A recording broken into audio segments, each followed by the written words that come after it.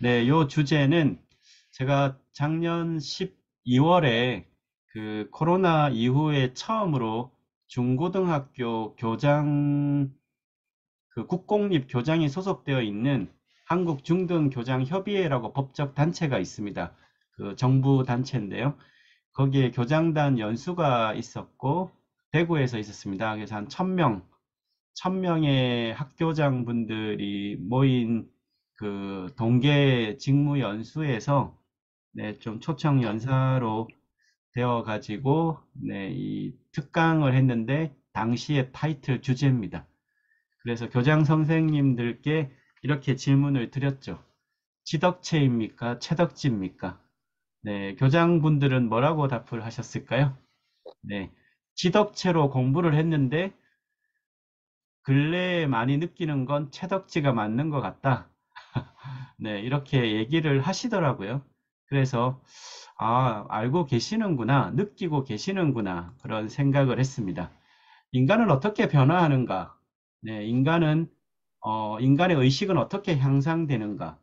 네, 인간의 감정이라는 건 어떻게 형성되고, 어떤 친구는 감정을 잘 조절하고, 어떤 친구는 감정에 막 휘둘리고, 또 신체적인 이런 부분들은 또 감정과 어떤 관계인가?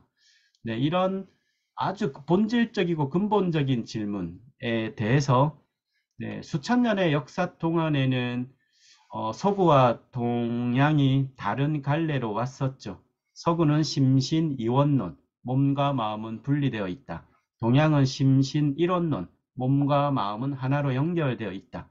그런데 이제 서구의 근대 철학에서 시작되었던 네, 이 결국은 지덕체라고 하는 지력 중심의 사회, 마음은 중요하고 몸은 좀 그릇에 불과한 뭐 그런 인식의 범주에서 18세기 산업혁명으로 이제 공식화되었던 퍼블릭 스쿨 시스템, 오늘날의 공교육이라는 시스템은 사실은 200년 정도의 역사밖에 있지 않습니다. 그래서 우리가 학교에서 배웠던 또 어린이집에서 시작하는 이런 체계적인 교육에서 서구 교육 모델을 따랐기 때문에 지덕체 교육 모델을 가져왔지만 200년의 역사 동안 인류의 과학이 발전하고 인류의 학문이 성장하면서 이것은 뭔가 뒤바뀌어 있구나.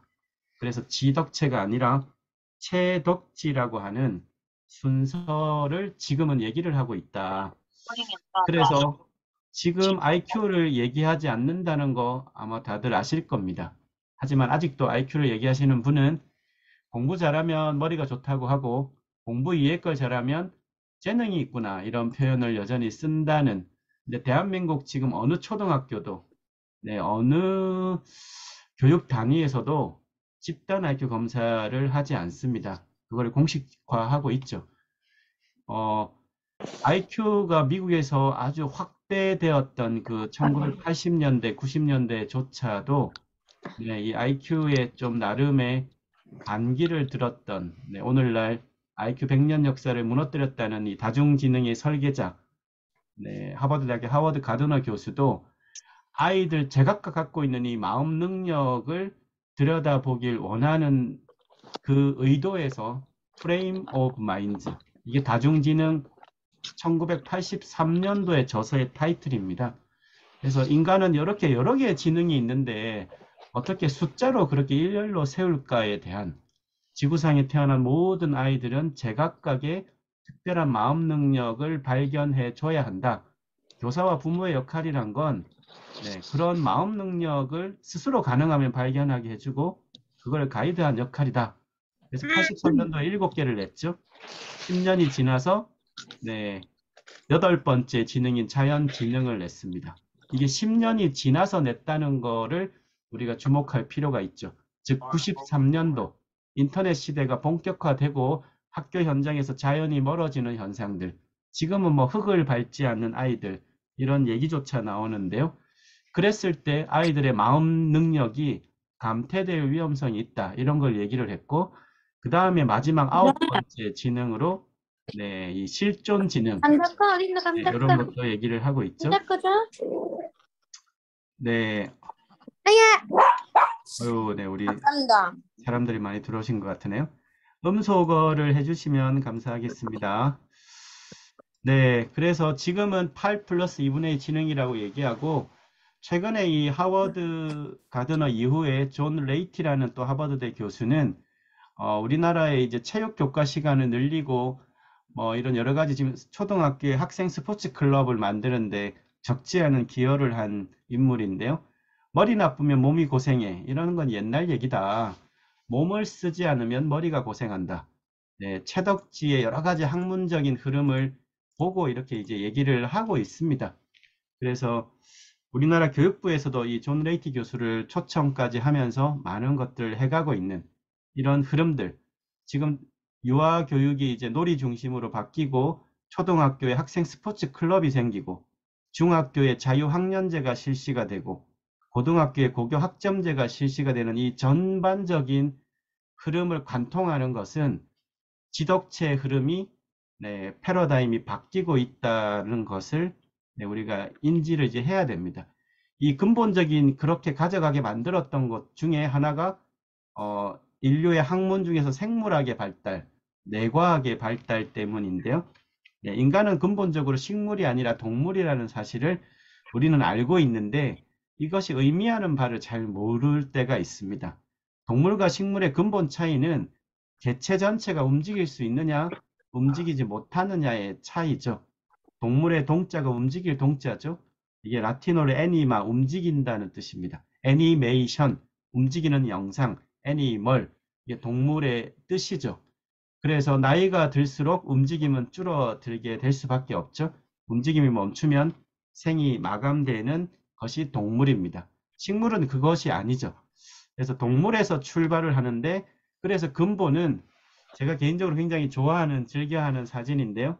뇌를 떠올릴 때, 저런 뇌가 생물학적으로도 뇌과학적으로도 굉장히 합리적인 사진입니다. 뇌는 왜 생겼을까? 이런 질문할 수 있죠. 뇌가 없는 동물이 있을까요? 네, 있죠. 감정이 없는 동물이 있을까요? 있죠. 네, 언어가 없는 동물 있죠. 인간은 모든 영역의 기능을 다 갖춘 고등 생명체인데 뇌도 갖고 있죠. 근데 뇌의 근본은 뭐냐? 움직이는 거에서 출발한다는 겁니다. 그래서 운동하면 몸이 좋아져? 이런 것도 조금은 덜 과학적인 표현이겠죠. 운동하면 뇌가 좋아진다는 표현이 맞죠. 뇌 가장 안쪽에 있는 근간의 기제들. 그래서 인류의 학문 체계들은 이런 생물학의 발달, 진화 생물학, 뭐 인지과학, 인지심리학, 신경과학 이런 많은 영역의 학문들을 통해서 인간의 진화에 대해서 이 단계가 있더라. 움직임이 진화되고 그래서 모션입니다. 영어로 모션. 모션이 밖으로 튀어나가는 현상을 우리가 이모션, 접두어 이를 붙여가지고 감정이라고 하죠. 지금 몸 상태 좋으시면 누가 자극해도 덜 짜증 나시죠. 내 몸의 균형이 상실되면 감정의 출렁거림이 일어납니다. 감정은 출현하는 겁니다. 감정이 없는 동물들이 있죠. 아래쪽 동물들은 감정이 없습니다. 양소리를 지나서 파충류부터 감정이 출현하고 그 다음에 반려동물 우리가 키우는 이 포유류 단계에 들어가면 감정을 주고받고 이 다음이 이제 인간에게 이르면 언어를 제대로 가지고 셀프 컨셔스 자의식을 갖게 되죠. 우리가 갓 태어난 신생아들의 거울을 비춰도 거울에 비친 내가 나라는 걸 모르지만 시간이 지나면 변화를 한다는 걸 알 수 있죠. 그래서 인간과 동물의 근본 차이는 유전이냐 환경이냐 우리가 막 이런 걸 엄마 아빠 따지기도 하는데요. 인간은 유전과 환경의 조합으로 변화합니다. 그런데 순서가 있더라. 바로 성인 뇌 기능을 쓰는 동물과 다르게 유전에 종속되지 않고 유전자를 발현하는 형태와 범위와 스위치의 온오프가 달라지더라는 거예요. 그 순서가 신생아일 때 신체 활동, 두 번째 전체 몸을 움직이고 나면 두 번째가 몸 다음에 감정이니까요. 정서의 발달이 그 다음 단계, 그 다음이 인지학습. 뇌로 보면 구조적으로 가장 안쪽이 여기고요.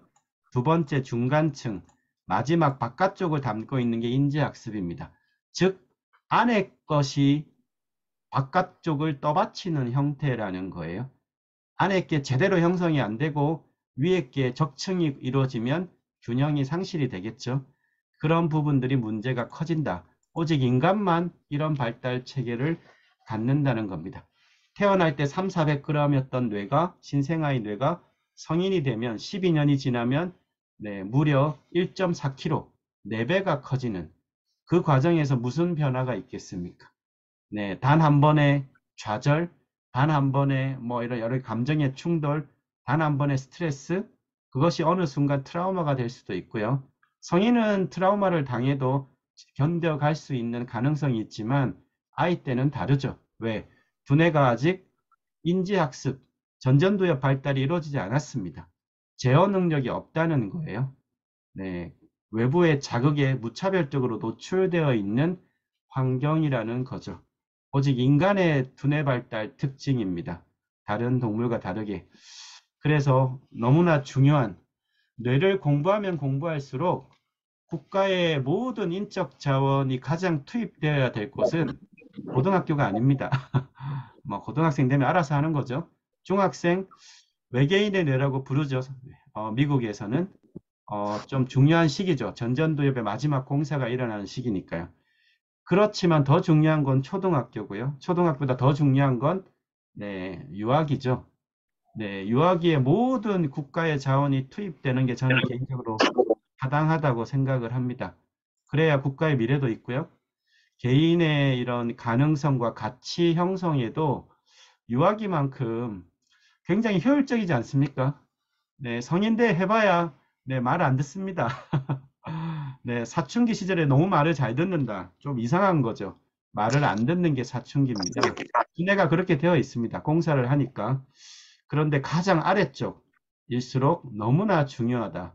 인간의 뇌의 특별함의 시기에, 결정적 시기에 뭔가 좀 의미 있는 네, 교육이 이루어지면 좋겠다. 그래서 저희가 올해 내교육대학에서도 보육교사 과정을 새롭게 시작을 하는데요. 그래서 이 과정이 이제 신체 정서 인지가 마지막에 되면 우리가 뇌과학이 제시한 20세기 가장 위대한 성과 중에 하나라고 하는 뇌는 훈련하면 변화하더라. 네, 우리 유아기의 뇌가 저런 신경망의 급격한 변화를 겪습니다. 아이들이 뭐 이렇게 두 발로 길 때, 두 발로 설 때, 자빠질 때, 움직일 때, 몸을 쓸 때, 이런 가장 신경가소성의 급격한 발달 변화가 있는 게 놀이만큼 좋은 건 없겠죠. 네, 신체 정서 인지가 한꺼번에 돌아갈 수 있는 영역이니까요. 그래서 지금 시기는 인간 두뇌 발달 원리를 지덕체가 아니라 체덕지라고 얘기하는 교육 패러다임 전환기에 있습니다. 전 세계 모든 선진국들이 이런 변화를 각 파트별로는 하고 있는데 교육에서 체덕지 기반의 전반적인 교육 체계를 아직 바꾸고 있지는 못합니다. 하지만 각 영역별로는 바꾸고 있어요. 초등학교는 초등학교. 뭐 우리도 유아도 놀이 중심으로 제시를 한 것도 그런 인류의 학문 체계에 기반한 제시입니다. 그래서 여기 내교육 단과 대학에서도 모든 두뇌 발달 원리 방향을 신체 관리 능력을 높이고 첫 번째, 두 번째, 몸, 마음의 상호작용, 네, 즉 정서의 조절력을 높이고 마지막이 attitude, 저 사람 참 태도가 좋구나. 자기 조절력 이런 것들은 그 다음에 형성되는 거죠. 네, 그래서 순서가 중요하다. 그런데 이게 참 어렵습니다. 네, 어렵다는 것은 네, 사회가 시대가 그런 두뇌 발달을 어렵게 만듭니다. 네, 모든 것이 연결된 AI 시대, 정보화 사회에서는 정보의 종속성은 커지고 인간의 고유 역량은 다운되는 시대를 살아가고 있고 지금 뇌과학계 일부에서도 가장 위험한 인류 세대가 출현하고 있다는 경각심, 네, 위험 신호를 보내죠. 네, 사람과 상호작용을 할 때 저렇게 스크린하고 받으니까요. 다리 좀 근데 주물러줘. 다리가 거부할 너무 수가 없다. 네, 거부할 수 없으면 어떻게 해야 될까? 네, 이거로 이런 고민입니다. 이거 다 그런 숫자야. 부분을 좀 잘 가져가야겠다. 그리고 뇌 입장에서는 가장 위험한 시대라는 것은 네, 수십만 년 동안 인간의 뇌의 메인 스트럭처는 바뀌지 않았습니다. 하지만 바깥 세상이 바뀌었죠. 인간의 뇌는 심플하게 정의하면 뇌 바깥으로부터 정보를 입력받고 처리해서 출력하는 정보 처리 기관인데 정보와 사회가 출현하면서 정보 처리 기관인 뇌가 미스매칭이 일어나고 있다. 왜? 뇌 가장 안쪽에 있는 신체 기능이 저하되고 정서가 위축되는 상황에서 엄청난 양의 정보가 들어오고 있으니까요. 여기서 잘하면 좋지만 안 좋으면 이런 정보 중독이 생기더라. 이런 사회, 이런 거에 대한 대응 조절력을 키우는 것도 뇌교육학과의 하나의 방향성입니다. 뭐 예를 들어서 이 게임 중독된 친구들, 하지만 프로게이머도 있죠. 대한민국이 세계에 처음 선보인 직업. 이거의 본질은, 중독의 본질은 주인이 없는 겁니다. 주인 자리를 뺏긴 거죠. 이런 중독에 대한 부분도 지금 너무나 중요한데, 즉, 나라고 하는 가치를 상실해 가는 시기라는 거죠. 나가 없습니다, 요즘에. 지금 모든 교육에 나의 가치를 발견하게 하고, 그거를 높이는 교육. 어떤 교육이 좋을까? 느낌, 감각을 회복하는 게 필요합니다. 그런 부분만 잠깐 얘기를 드리고 이제 마무리를 좀 하면 그래서 결국은 뇌를 공부한다는 거, 뇌를 이해한다는 거, 한다는 건 어떤 거냐면 인간의 뇌가 가진 근본의 특별함들을 회복하고 그거를 높여가는 건데요. 인간 뇌의 가장 근본적인 기제란 건 창조성에 관한 게 한 축이고요. 그 다음에 가치에 대한 추구가 또 한 축이 있습니다. 근데 지금은 가치를 상실한 창조성만 발전시켜 와서 많은 문제가 일어나고 있는데 이제 이런 질문을 하게 하는 거죠. 나는 어디로 가고 있는지, 나는 누구인지. 즉, 나를 찾는 교육. 근데 그 찾는 교육의 시작은 마음이 아닙니다. 마음은 몸으로부터의 출발이기 때문에 잡히지 않는 마음을 붙잡지 말고 몸으로부터 나의 가치를 발견하는 교육. 지덕체가 아니라 체에서 시작한다. 몸의 변화가 없는 마음의 변화란 건 허상 같은 거라는 거죠. 작심삼일 너무나 타당한 말이죠. 마음만 먹어서 안 됩니다. 혹시 작심삼일을 하시는 분 계시면 행동 변화 없는 마음 먹기 의미 없죠. 신념, 행동 변화 없는 신념 의미가 없습니다. 인간이 이렇게 변하지 않기 때문이죠. 그래서 마지막으로 뇌교육이 뭐냐라고 하면 누구나 뇌를 갖고 있는데 뇌를 제대로 사용한 사람 없습니다. 지금은 뭔가를 변화하는 시기죠. 그래서 뇌교육 전공에서는 이런 뇌융합 학문 체계를 기반으로 몸, 마음의 상호관계에서 시작이 신체적 자신감, 감정조절 향상, 의식의 확장성을 이끌어내는 전문 지식 관련한 체계적 훈련법을 습득하는 과정이라고 보시면 되겠습니다.